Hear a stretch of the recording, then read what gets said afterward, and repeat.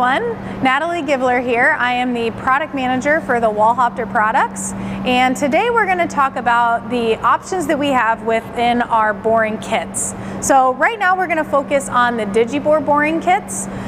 For starters, I am going to mention that we have a really nice Wohlhaupter kit flyer that includes all of the different boring kits in here, from VarioBore, DigiBore to PrimeBore as well on the back. So our focus again right now is going to be on the DigiBore kits. We have 4 different configurations of diameter ranges for the DigiBore kits.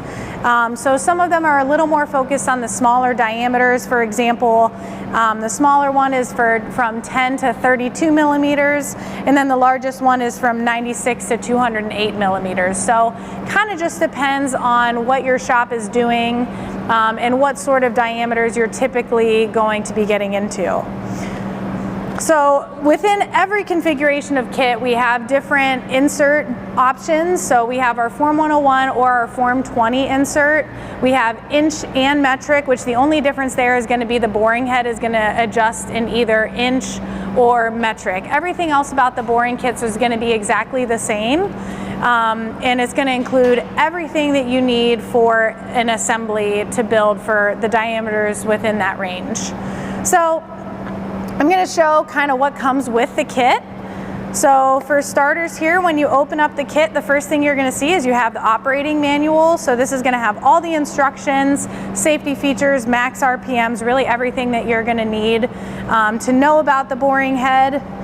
And then looking at everything that comes in here, of course, you have the DigiBore, all your boring bars to accommodate for these diameter ranges, insert holders, all your adjustment wrenches, and replaceable batteries as well for the DigiBore. There are going to be batteries already in here. This is just kind of a spare set of batteries. So the only thing that is not included in here, or I guess are 2 things. We do not include a master shank or the insert. So those are kind of 2 things that are application specific. So we just want to make sure that we're able to get the best insert to suit the application at hand. And you can use our online boring insert selector for that, or contact our technical associates to get a recommendation for your application. So today we are going to assemble 3 different diameters. We're going to start small and then kind of work our way up. So we're going to start with a 1/2 inch diameter. So kind of an easier assembly. We're only going to need 2 different things. Of course, you're going to need your boring head and then the boring bar. So the boring bar that is used for this assembly is the smallest one that is included in this kit if we're going to do a 1/2 inch diameter. So I'm going to get a wrench here. I'm going to need my wrench as well. So you have your adjustment screw on one side, and then here with these 2 screws, these are just what mounts whatever is going into the mounting hole. So I'm going to assemble that. And it does, for the DigiBore, it does bottom out, so you don't really have to hold on to it or anything, and you can kind of feel it grab on the flats there, kind of rotate it a little bit on me. So we're not actually going to run this assembly specifically in the machine, so I'm just going to tighten these just hand tight. But good practice, of course, is to use our preset torque drivers and tighten these down to 8 Newton meters. And then, of course, you would put an insert in here to suit the application. We already have that all ready to go in the machine. Couple other things that I just want to point out about this tool. You do have your digital display here, and then just kind of some other features. This is your clamping screw, so that is going to tighten down your slide to make sure that your position is tight. And then, of course, you have your adjustment screw over here on this side. So I am going to turn it over to Rob, and he is going to run through the 1/2 inch diameter demo for you.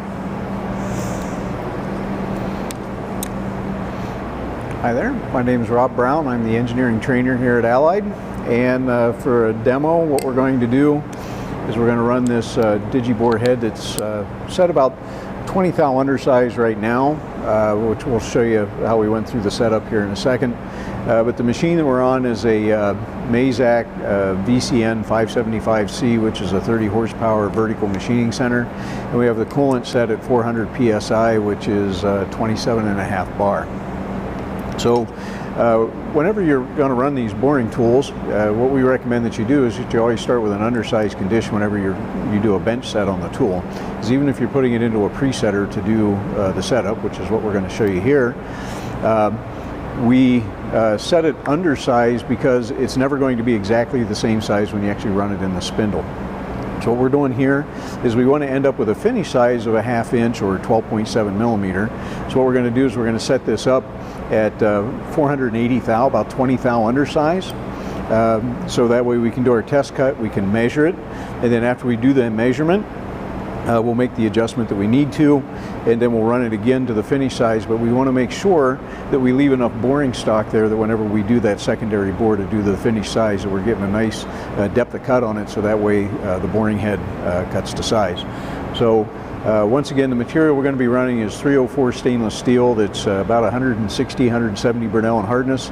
Speed and feed we're going to be running is 450 surface feet a minute at 0.0026 inches per rev, which equates to 137 meters a minute and 0.066 millimeters per rev. We're going to bore about 3/4 of an inch deep. You can go ahead and run it. We're going to bore about 3/4 of an inch deep, and once again, remember, this is intended to be an oversized condition. The pre-existing hole size is about 12 millimeters. So we're going to come in and we're going to do this rough bore, and then we're going to measure the size of where that came out with a bore gauge, and then we're going to make the adjustment that we need to do based on what the bore gauge tells us that the tool produced. Because once again, since we didn't set it up in the spindle, we set it up on a presetter that we just showed you here a second ago. We want to make sure that whenever we make that transition to actually being in the spindle, that there's no misalignment.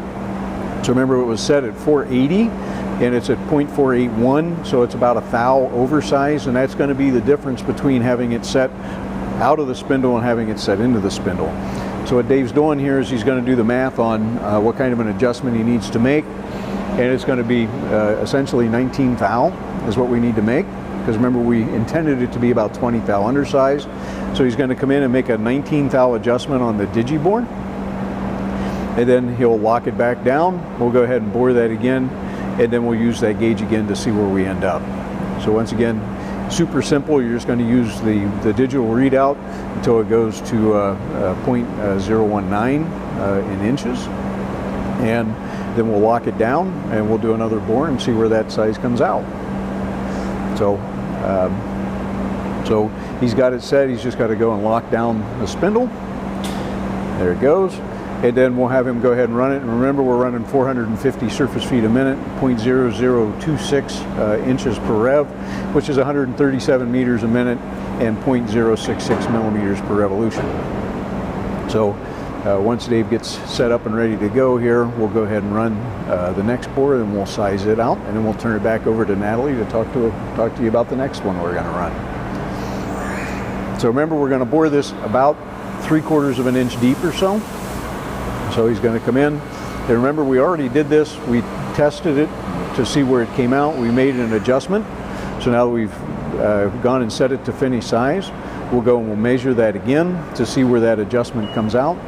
And hopefully it comes out pretty close to 400 or 500 thou. So remember, the finish size we're aiming for is 500 thou, which is 12.7 millimeters. So you can see it's undersized by about 2.5 tenths. So it came out pretty close to size. Okay? So I'm going to turn it back over to Natalie now, and she'll talk to you about what we're going to do for the next one. All right, sounds good. So again, we're going to go kind of more in the mid-range of the capabilities of this boring head. So we're still going to be using the same kit that I used before on the 1/2 inch diameter. This kit has a range of 10 to 32 millimeters. So now we're going to be kind of on the high end of the capabilities of this kit specifically. So that setup is going to look a little bit different. But again, all those components are still included in here for me.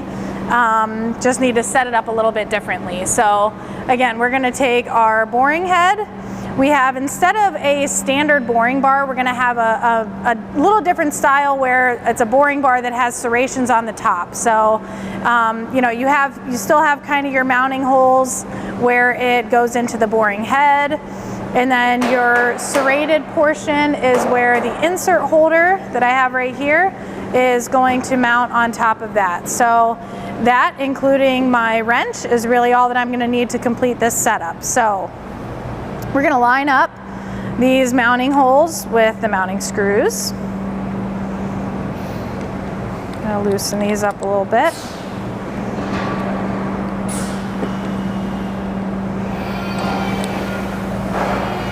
A little tight tolerances, so sometimes you got to help it a little bit. And then it should kind of find those mounting holes are on a taper, so it should kind of find that. You'll feel it grab. And then again, I'm just going to hand tighten these, but good practice is to tighten these down to 8 Newton meters. So get these both down hand tight. And then I'm going to use the torque driver. Again, this is also included in the kit to remove this mounting screw. And then you'll see on the side of this serrated boring bar that there are some kind of indicator marks for the diameter. You're going to line that up with the indicator line on the insert holder. So this will kind of help you to rough set the diameter, or at least get it really close if you don't have a presetter to where you want to be. But again, we're going to be making a test cut anyway and then making an adjustment based off of that test cut. So this is just kind of a rough setting anyway. So all that I would have to do next really is just tighten everything down to 8 Newton meters. I'd have to put my insert into the insert holder, and then we would go set it up at the presetter or just rough set it here, and we'd be ready to run. So I'll turn it over to Rob again for the demo. Thanks, Natalie. Oh, it's me again. So here we go. So what we're going to do, it's actually going to be the same material, 304 stainless steel, 160, 170 Bernal. And since we're using the same insert here, we're going to run it at the same speed and feed, 450 surface feet a minute, 0.0026 inches per rev, which is 137 meters a minute, or 0.66 millimeters per rev. So just like before, our finished hole size for this is going to be 1 1/4 inches, which is 31.75 millimeters in diameter.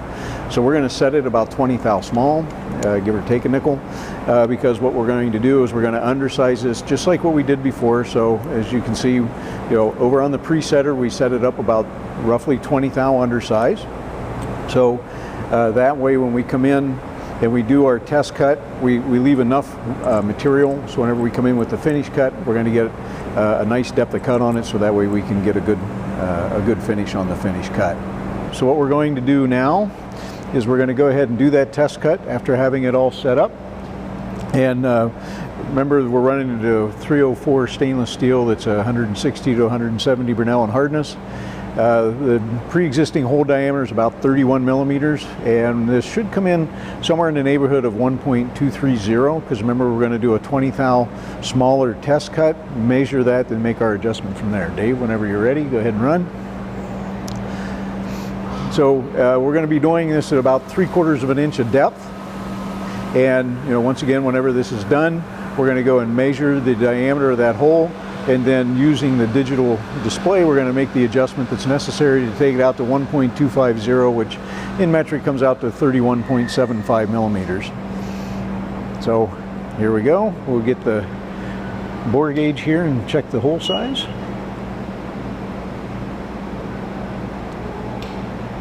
Let's see what we got.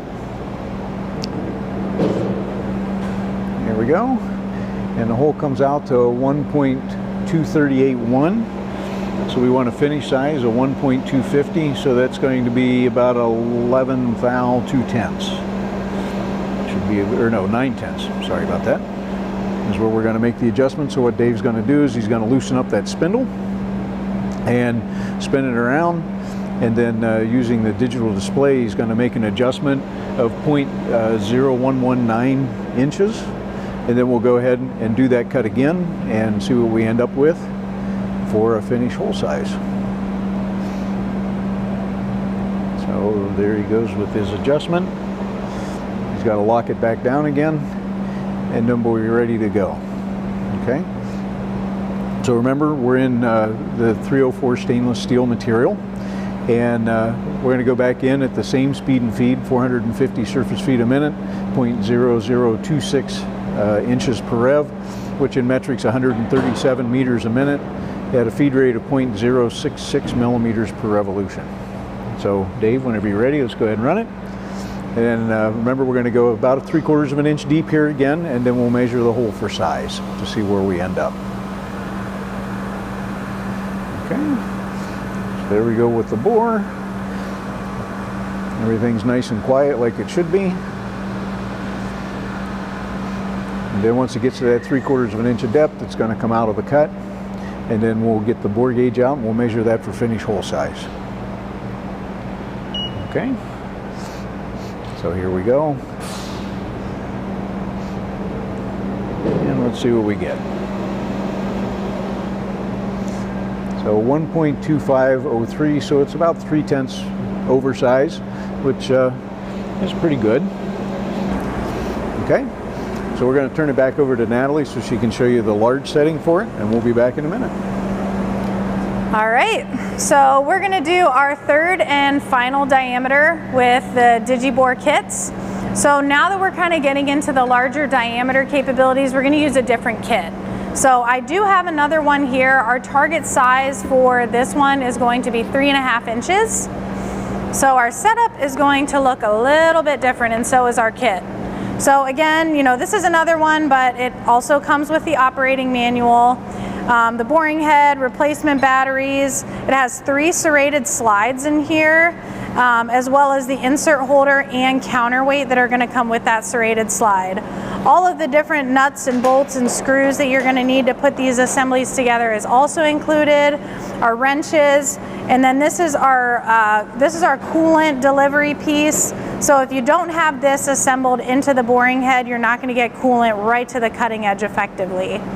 So we are going to do an assembly of the larger diameter. So I'm going to need my boring head. I'm going to need a little more components with this setup. So we're going to need the coolant delivery piece. Like I said, if we want to get coolant through the tool directly to the cutting edge, we need to put this in there first.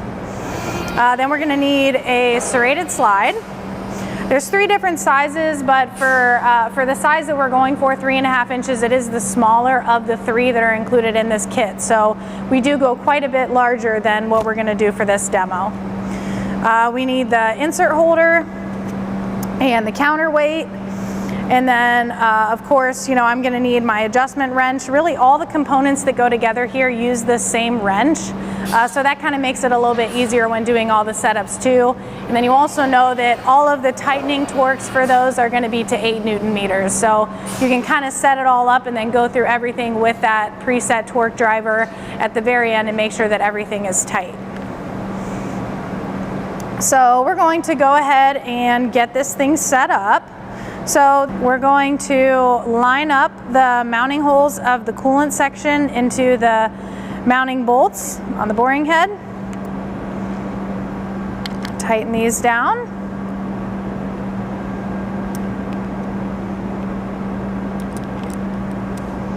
Let's see where we're at.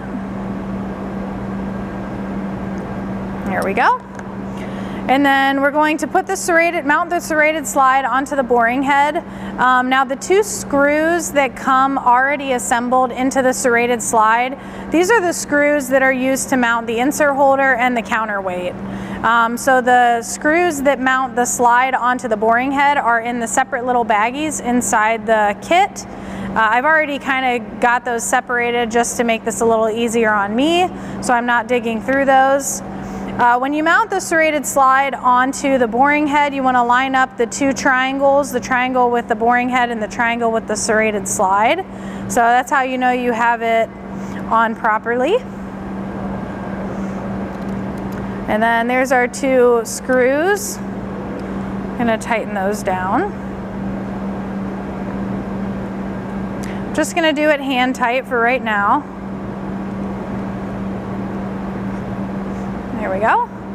And we're going to remove the insert holder and counterweight screws.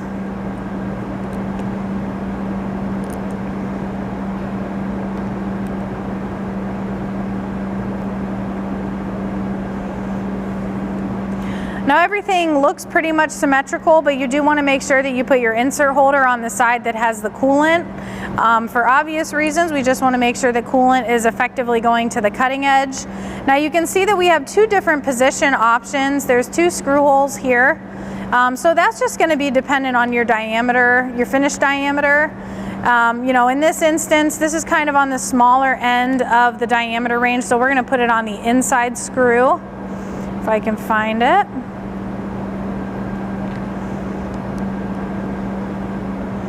There we go. And then the counterweight, we're going to line that up also with the inside screw hole. There we go. Now what you want to look for when you're mounting the insert holder and the counterweight onto the boring head is, you know, similar to some of the other setups where you have an indicator mark right here that lines up with the scale on the side of the serrated slide. So that's kind of how you know that you have it rough set. And then you want to make sure that these are both lined up to the same size so that you have a well-balanced assembly. So if we were going to go to 80, you know, we just can kind of eyeball it for right now. And then tighten those down, and then you know everything is pretty well centered and balanced. There we go. So everything is hand tight right now. You know, if we were going to be running this assembly, the only thing left to do would be to tighten everything down to 8 Newton meters, assemble our insert and tighten that thing down, and we would be ready to run. So I'll turn it back over to Rob and he'll go over the third and final demo. Thanks, Natalie. So for our final demo, once again, we're going to be running in the same material, 304 stainless steel, 160 to 170 Bernal hardness. So the speed and feed we're going to be running this tool is going to be exactly the same, 450 surface feet a minute, 0.0026 millimeters per rev, which is 137 meters a minute, or 0.066 millimeters per revolution. So Dave, if you're ready, go ahead and run it. Okay, so remember this is going to go a little bit deeper because I want to make sure that we get enough length on this. Whenever I try to check it on the profilometer, I'm actually going to have enough stroke in order to get a good measurement out of it. Okay, so what we're doing here is doing our finish cut on it, and once again we don't have a bore gauge that's going to check something this big, so we're going to use this one to check finish instead. So once again we're running 450 in surface feet and 0.0026 inches per rev, 137 meters, 0.066 millimeters per revolution. Using an F101 insert with an O2 nose radius. The geometry is our 199 geometry, and the substrate and coating is WHC 114. So that's what we're using for all these tools for today, because the actual insert itself is going to be the same through all three applications. It's just the configuration of the setup is going to determine the different diameters that we're going to be using here. Okay, so Dave's going to take this part out and we'll go over and we'll check it in the profilometer and take a look at that and see what we end up with finish wise. Okay. Dave, if you don't mind going ahead and setting that up and running it, and we'll see what we end up with. Okay.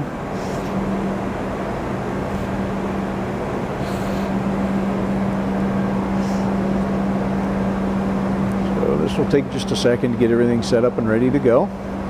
Okay, so we're going to take our measurement, and we're going to measure this in RA inches. So if you want to do a metric conversion, you're going to multiply or divide that number by about 40. It's like 39.8 or something like that. But it takes a second for this thing to go through the process. It's downloading it. So you can see we ended up with an RA finish of 17.18 inches. So in metric, that would be roughly a 0.43, somewhere in that neighborhood is what it's going to be.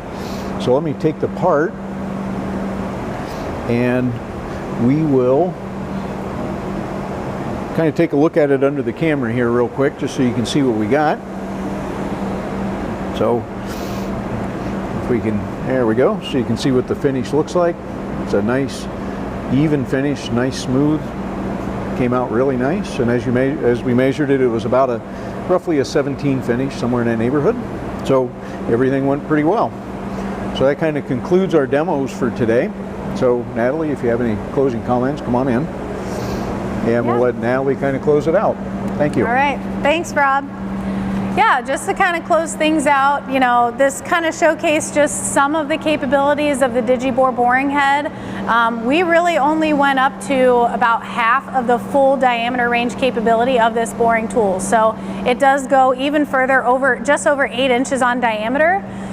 So, you know, that kind of is beyond the capabilities that we have with some of our material, but like I said, you know, there are more capabilities within the range of this tool. So just another reminder, you know, for more information on the kits that we have to offer, we have our Wohlhaupter boring kit flyer, also our online catalog, you know, that has all the information on all our Wohlhaupter products.